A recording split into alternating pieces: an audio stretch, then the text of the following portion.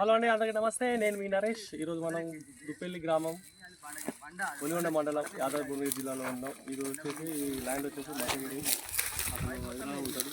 Already 2 బోర్లు ఈ బోర్ల మనకి ఇక్కడ పైన చూపిస్తుంది. ఎందుకు అంటే ఆల్రెడీ 250 వేసేది, ఇంకా లోపలికి ఏమైనా డెప్త్లో ఇంకా వాటర్ ఉండేవో లేవో తెలుసుకోవడం కోసం ఇక్కడ కూడా ఒకసారి చెక్ చేస్తున్నాం మనం.